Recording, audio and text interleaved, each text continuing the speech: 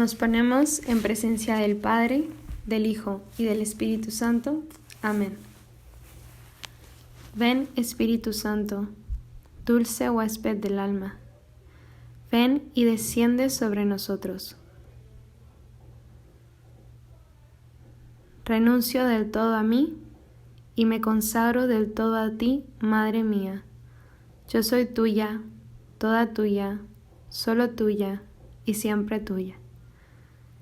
Que tu Espíritu descienda sobre mí. Madre que le mire, que le oiga, que le ame.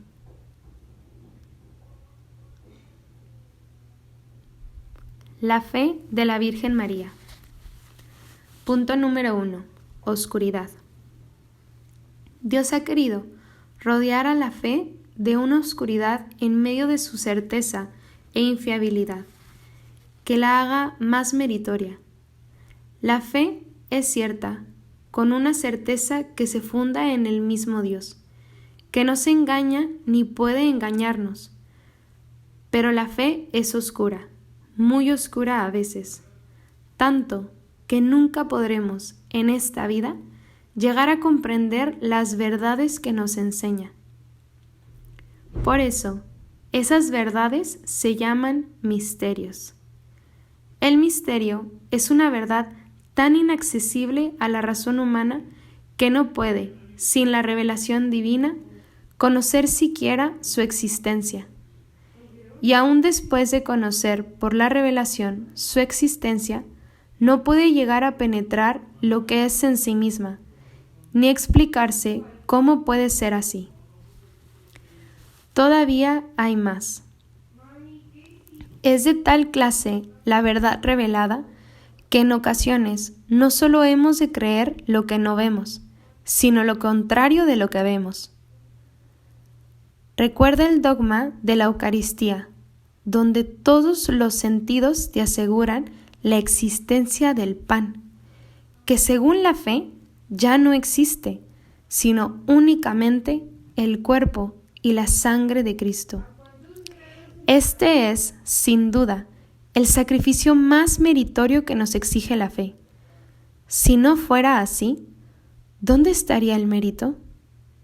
¿Sería meritorio creer lo que Dios nos enseña si fueran cosas fáciles de entender, de ver y comprobar con los sentidos o con la razón?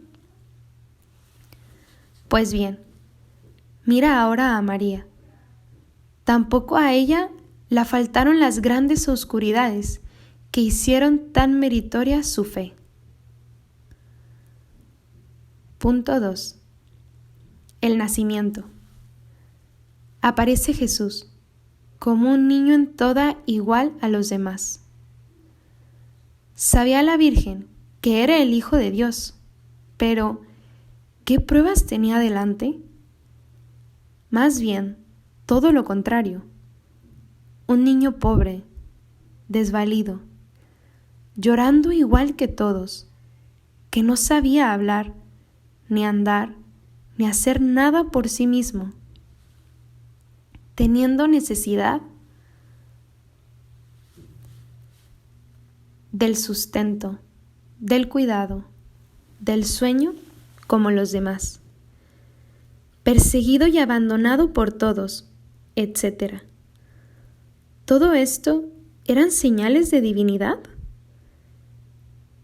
¿Pero el Hijo de Dios iba a nacer así? El pesebre, el portal, los animales que le acompañan, ¿esto es digno de un Dios? ¿Cómo es posible esto? ¿No estará equivocada? ¿No se habrá forjado una ilusión que no puede ser? Punto 3. En la vida oculta. Así continúan en esta vida las oscuridades para María. Jesús aparece como un pobre aldeanito, ignorante, sin dar una sola muestra de su poder y de su sabiduría. Más tarde, será el obrero de un taller de carpintero que tiene que pasar por ser un simple aprendiz y poco a poco llegar, en el colmo de su perfeccionamiento, a ser un oficial de carpintero. Vaya una carrera y un puesto más lucido para el rey del trono de David, para el Mesías prometido, para el Hijo de Dios. Y cuando el niño se perdió, qué oscuridades en medio de aquellas aflicciones que entonces atormentaron el corazón de María. Tantas fueron estas oscuridades que aún después de encontrar al niño y escuchar sus palabras, dice el Evangelio que María no las entendió.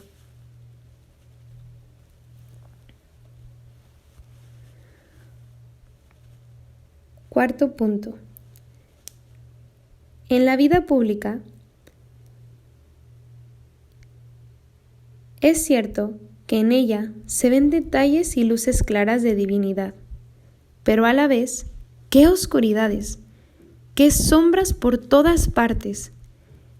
El pueblo le cree y le sigue, pero los sabios, los sacerdotes y pontífices, los fariseos y maestros de la ley, le persiguen a muerte. Los discípulos y apóstoles son gente completamente ignorante, unos pobres hombres. Al fin, ellos mismos se avergonzarán de haber sido apóstoles suyos y le dejarán, y le abandonarán y renegarán de él. Sus enemigos lograrán cogerle y castigarle duramente con castigos infamantes y propios de esclavos, ladrones y gente vil. Las bofetadas, las salivas, los azotes, la corona de espinas, la cruz y en ella la muerte, escarnecido, deshonrado, vencido por completo por sus enemigos. ¿Este es el Hijo de Dios? Ellos mismos los dicen. Si fuera Hijo de Dios, bajaría de la cruz y triunfaría de todo y de todos. Quinto punto. Fe inquebrantable. A pesar de todas estas cosas capaces de hacer vacilar a cualquiera, María no duda ni un momento. Cree en la palabra del ángel y en ella la voz de Dios que la revela quién ha de ser su hijo. Adora los misterios sacrosantos y profundísimos de la vida y de la muerte de Jesús. Trata de sondear las enseñanzas altísimas de su predicación, y aunque adornada de gracias especialísimas en el orden natural y en el orden sobrenatural, y a pesar de las revelaciones y luces tan extraordinarias que ella solo recibió, no obstante, como criatura que es al final, no puede llegar a comprender los insondables e infinitos abismos de la divinidad.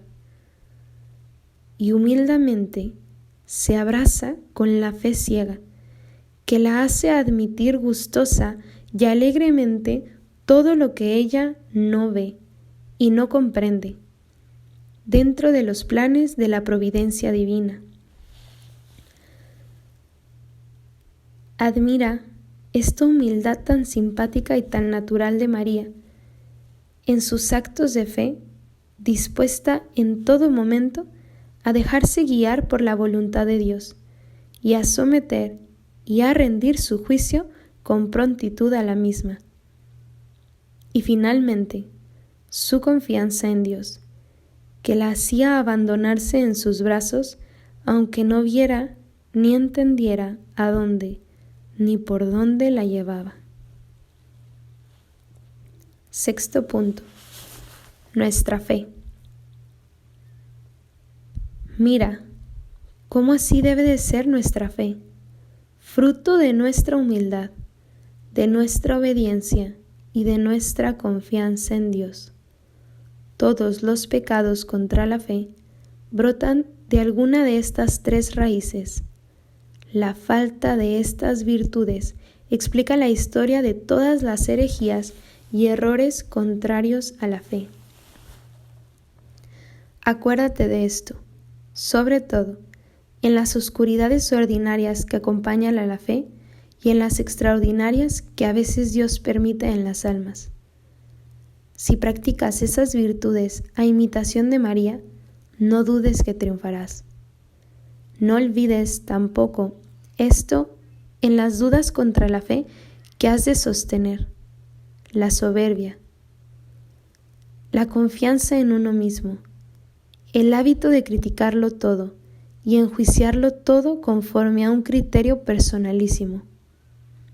Es lo que ha cegado a muchos y les ha hecho perder la fe. Pide a la Santísima Virgen, en esta lucha tan fuerte de nuestros días, que su ejemplo te enseñe y te aliente para salir tu alma airosa y triunfante de ella.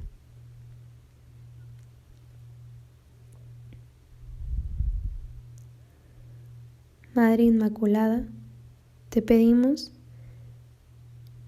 que nos ayudes a crecer en la humildad, en la confianza en Dios, en la sabiduría. Ayúdanos, María, a ser como tú. En las oscuridades, no rendirnos, sino al contrario, unirnos más a Él. Ser transparentes, presentarle nuestras dudas, nuestros miedos, con la promesa de que aquí seguiremos. Oremos por todas esas personas que están pasando por momentos de oscuridad y por aquellas que han perdido su fe. Nos quedamos en presencia del Padre, del Hijo y del Espíritu Santo que nos ama. Amén.